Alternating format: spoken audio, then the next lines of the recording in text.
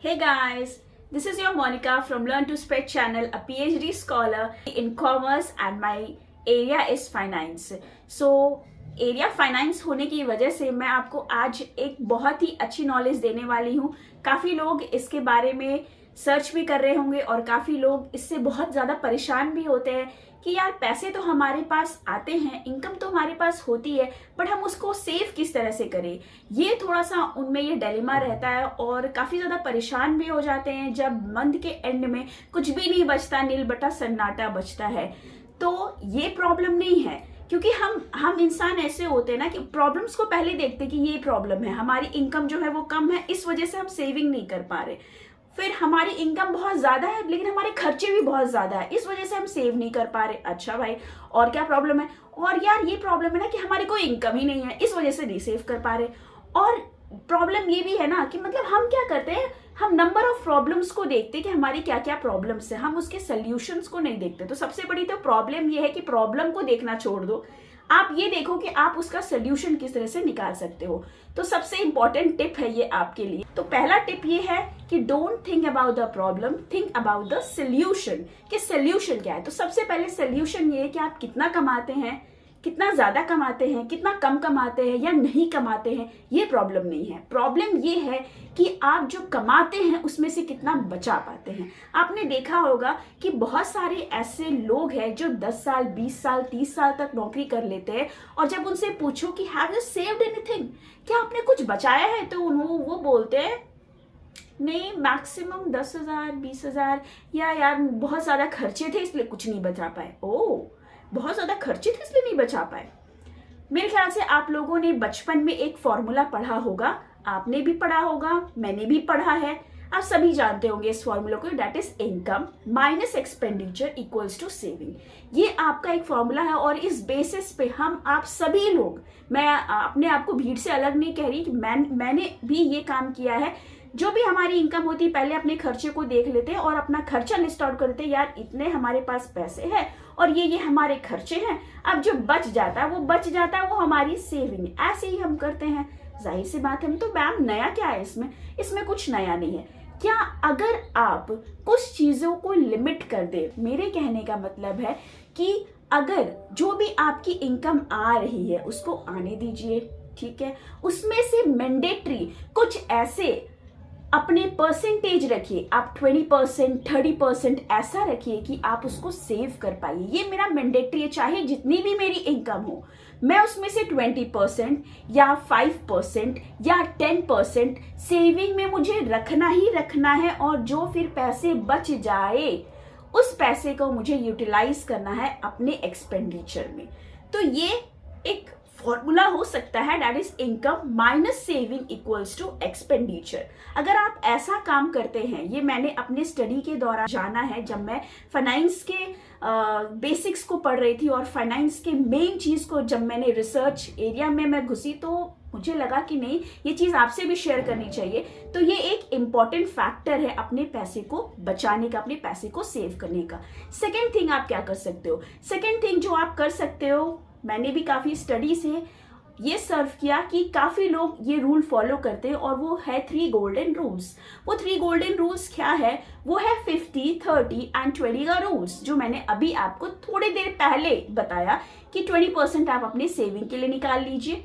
ये 50 30 20 रूल क्या है वो मैं आपको बता रही हूँ। 50% है वो आपके नेसेसिटीज पे है, जो कि आपको खर्च करने ही करने हैं और ये आपका खर्च होगा ही होगा। 30% है जो आपके वॉन्ट्स है, जो आपके डिजायर है कि नहीं यार कुछ लग्जरी चीज मेरे पास होनी चाहिए, जैसे एक महंगा सा फोन, जैसे एक हो सकता है कि आप किसी पार्टी में गए वहां इन्वेस्टमेंट कर दिए। तो कुछ ऐसी चीजें हैं जो आप अपने शौकीना करते हो। किसी को भाई पीने का शौक होता है, किसी को मूवी देखने का शौक होता है, किसी को कुछ करने का शौक होता है। Depends upon person to person उनके क्या शौक है।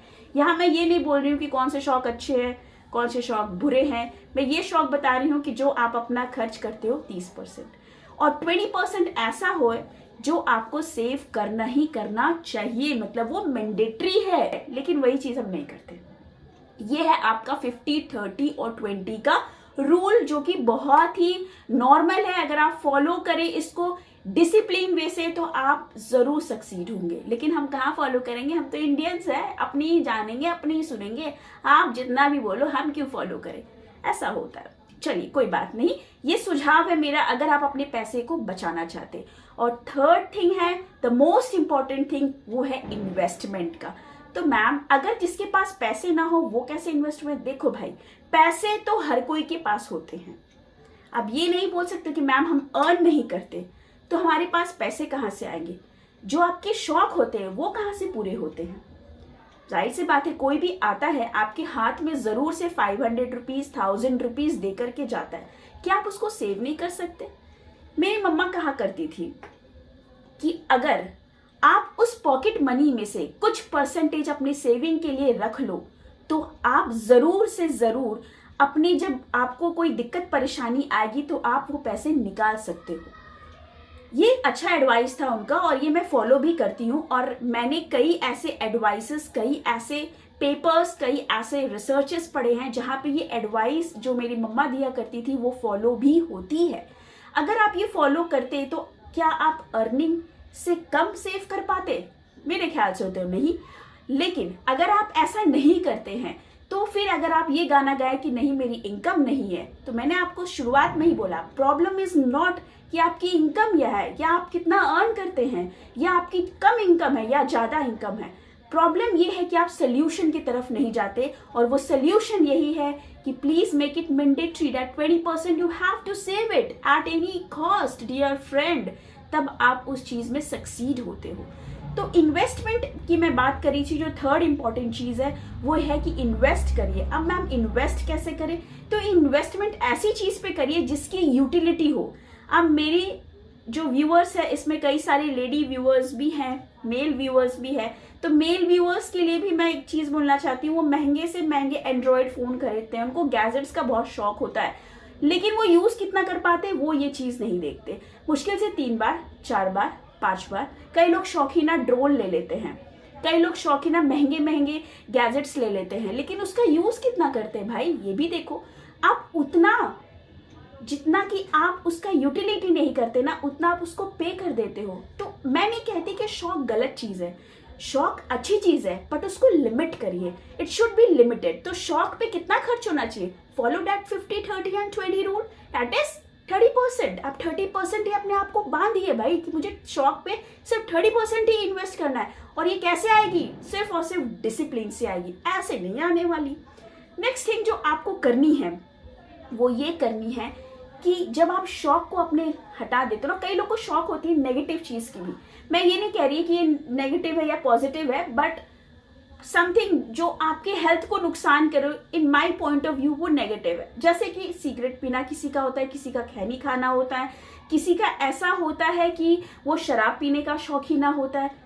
तो ऐसे लोग से भी मैं समाज में मिली हूँ, लेकिन वो कहते हैं कि मेरे पास पैसे नहीं है, so how can I save, मेरे पास उतने रिसोर्सेस नहीं है, so how can I save. भाई आप ये देखो ना कि अगर आप 10 रुपए का कोई भी चीज लेते हो, 10 रुपए का 20 रुपए का लेते हो, तो अगर आप 10 रुपए के हिसाब से कैलकुलेट करो 7 दिन का, तो वो 70 रुपए होते। और महीने आप उसको महीने से मल्टीप्लाई करो और मल्टीप्लाई करो उसको ईयर्स से, तो आप कितना सेव कर सकते हो? आप 25,000 से 30,000 रुपए आराम से सेव कर सकते हो अगर आप अपने शौकीना को लिमिट कर दो, बट वो आप करेंगे नहीं। तो ये सारी स्ट्रैटेजी है जिससे आप सेव कर सकते हो अपने पैसे। माय डियर फ्रेंड्स, मेरा आपसे यही रिक्वेस्ट है कि do limit your money. It doesn't matter कि आप कितना कमाते हो, कितना नहीं कमाते, और आपके पास सोर्स ऑफ फाइनेंस कम है, ज़्यादा है, और आप उसको इंक्रीज करो डिक्रीज करो, it doesn't matter. Problem is not that. Problem तो ये है कि भाई आपको ये नहीं पता कि आप अपने फैक्टर्स को लिमिट करना नहीं जानते। You don't have basic financial literacy. आप सोचते हो यार चलो यार इतना खर्चा हो जाएगा बाद में देखेंगे। भाई ये बाद में देखेंगे क्या होता है? You have to be a financially discipline person, तभी आप क्या कर पाओगे? अपनी मनी को सेव कर पाओगे। तो होप सो मेरा ये छोटा सा वीडियो आपको अच्छा लगा होगा। प्लीज कमेंट्स में मुझे जरूर से बताइएगा कि अगली वीडियो में फाइनेंस पे कौन सा ले आऊं जो कि आपके लिए भी बेनिफिट हो और अपने आप पैसा का मैक्सिमम यूटिलाइज कर सके, उसको और अच्छी तरीके से बचा सके। लाइक करिएगा, शेयर करिएगा, बेल आइकन मत दबाना भूलिएगा, सब्सक्राइब जरूर से जरूर करिएगा। मिलते हैं ऐसी इंटरेस्टिंग वीडियो के साथ, ऐसी इंटरेस्टिंग नॉलेज के साथ। तब तक के लिए हंसते रहिए, मुस्कुराते रहिए, क्योंकि एक हंसता हुआ चेहरा दूसरों को हंसा सकता है। So keep smiling always.